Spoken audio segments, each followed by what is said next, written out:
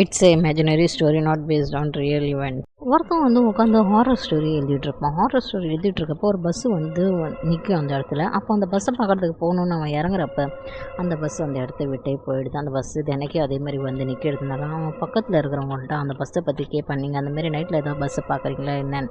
அதுக்கு அவங்க சொல்கிறாங்க, இல்லை நான் இன்ன வரைக்கும் அந்த மாதிரி பஸ்ஸெல்லாம் பார்த்ததில்ல, இருக்கவும் இருக்காது அப்படின்னு சொல்லி அனுப்பிடுறாங்க. அதே நியூஸ் பேப்பர் படித்தவங்க வீட்டுக்கிட்ட அந்த பஸ் வந்து நிற்கிது. அப்போ வீட்டில் ஏதோ சத்தம் வருது. அப்போ சத்தம் வர்றப்ப இவன் தூங்கிட்டு இருந்தவன் அவன் ஒய்ஃபை வந்து எழுப்பி பார்க்குறான். அந்த ஒய்ஃப் எந்திரிக்க மாட்றாங்கன்னு சொன்னோடனே அவன் நடந்து போய் அந்த என்ன நடக்குதுன்னு போய் பார்க்க போகிறான். திருப்பி ரிட்டன் வந்து பார்த்தா அவங்க ஒய்ஃப் கொடூர முறையில் இறந்து போய் கிடக்குறாங்க.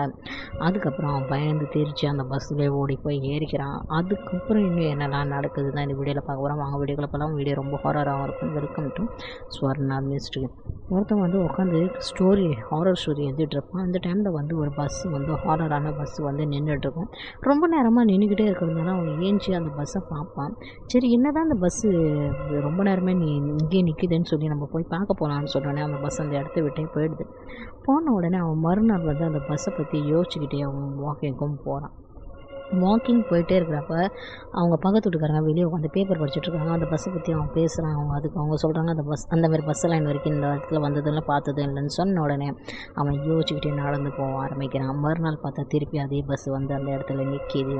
அவன் அதை பார்க்குறதுக்காக ஏஞ்சி போகிறதுக்கும் போகிறான். போன உடனே கீழே போய் பார்த்தான்.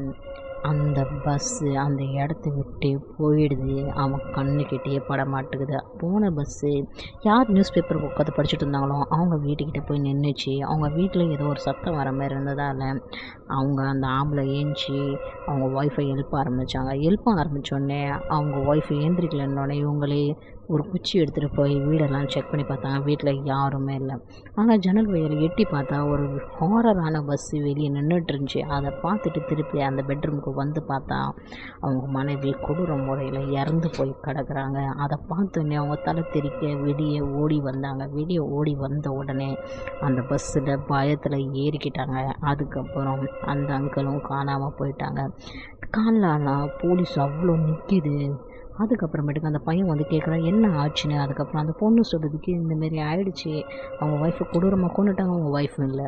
அதேமாரி மறுநாள் பஸ்ஸு அதேமாரி வந்து நின்றுச்சு.